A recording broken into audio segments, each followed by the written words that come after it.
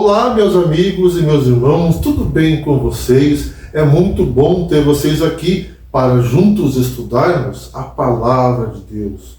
Na primeira vinda de Jesus a essa terra, ele proclamou que o reino de Deus estava próximo e chamou a todos a se arrependerem de seus pecados.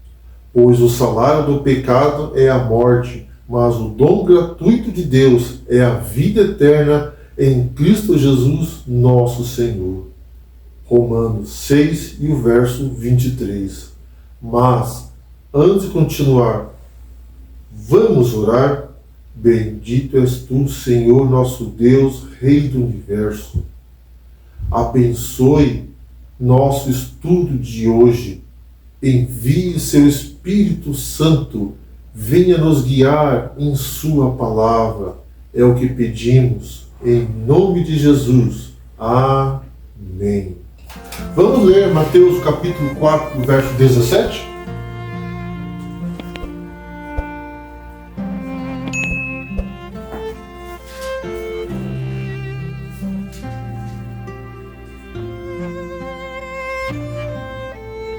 Daí por diante passou Jesus a pregar e a dizer: arrependei-vos, porque está próximo o reino dos céus.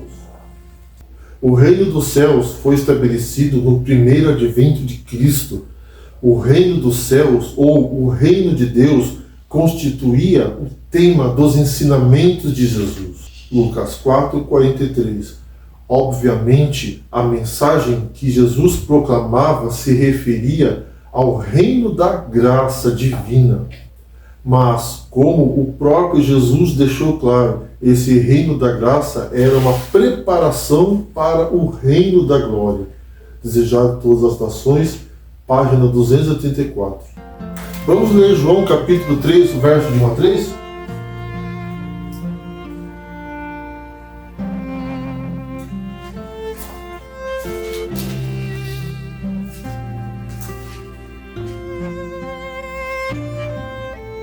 Havia entre os fariseus um homem chamado Nicodemos, um dos principais dos judeus. Este, de noite, foi ter com Jesus. Ele disse: Rabi, sabendo que é mestre vindo da parte de Deus, porque ninguém pode fazer esses sinais que tu fazes, se Deus não estiver com ele. A isto respondeu Jesus: em verdade te digo, que se alguém não nascer de novo, não pode ver o reino de Deus. Jesus nos chama para nascer de novo, através da água e do Espírito, verso 5, e morrer para o pecado, Romanos 6, versículo 2. Devemos nos arrepender de nossos pecados. Arrependimento, no seu sentido mais puro, é uma mudança de mente e de coração. No contexto bíblico, é um chamado para virar as costas para o pecado e voltar-se para Deus. Esse processo não é apenas uma decisão racional, mas um ato profundamente emocional e espiritual que nos leva a uma transformação pessoal. O arrependimento compreende tristeza pelo pecado e afastamento do mesmo.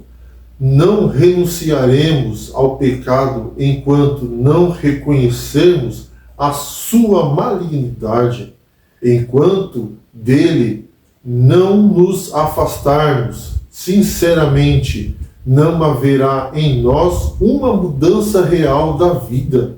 Não podemos servir a dois senhores. Ou servimos a Deus ou ao pecado. Devemos abandonar nossa vida de pecado. Mateus 6 e o verso 24. Todos estão cientes de que vivemos em um mundo pecaminoso, embora nem todas as pessoas reconheçam que o pecado é o culpado. O pecado mostra seus efeitos nos males morais que vemos na sociedade, e o pecado resulta em mal natural nas aflições e misérias desta vida. À luz desses fatos inconfundíveis da vida, os descrentes frequentemente negam que Deus existe, negam que o pecado existe. O mundo tem exercido uma influência negativa sobre a vida das pessoas, que tem afetado o modo de pensar, de falar, de sentir e vestir e se relacionar de cada uma delas. Quando fala de mundo, fala de um sistema imoral e totalmente corrompido em seus valores.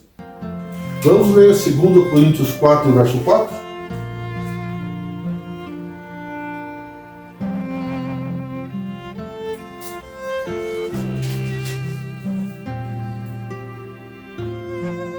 Nos quais o Deus desse século cegou o entendimento dos incrédulos, para que não resplandeça a luz do Evangelho da glória de Cristo, o qual é a imagem de Deus. Basta analisar com senso crítico as mensagens que têm sido insistentemente veiculadas dentro de nossas casas, por meio de filmes, sites, novelas, músicas e tantas outras coisas, que muitas das vezes incitam a violência, o roubo, a maledicência, o homossexualismo, a prostituição, os adultérios e as rebeliões. Muitos não farão senão uma superficial mudança em seus hábitos e maneira de proceder. São movidos por impulso e por algum tempo podem parecer reformados, mas não há verdadeira mudança de coração. Acariciam o mesmo amor próprio, têm a mesma sede de prazeres vãos e mesmo desejo de satisfação própria.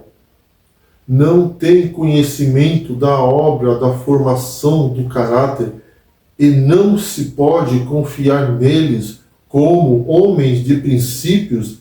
Rebaixaram suas faculdades mentais e espirituais pela satisfação do apetite e da paixão, o que os enfraquece.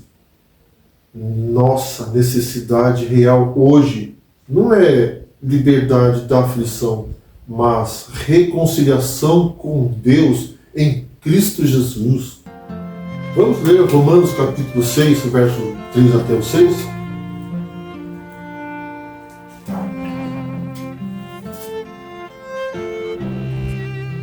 Ou, porventura, ignorais que todos nós que fomos batizados em Cristo Jesus, fomos batizados na sua morte? Fomos, pois, sepultados com ele na morte pelo batismo, para que, como Cristo foi ressuscitado dentre os mortos pela glória do Pai, assim também andemos nós em novidade de vida. Porque se fomos unidos com ele na semelhança de sua morte, certamente o seremos também na semelhança de sua ressurreição, sabendo isto, que foi crucificado com ele o nosso velho homem, para que o corpo do pecado seja destruído e não sirvamos ao pecado como escravo.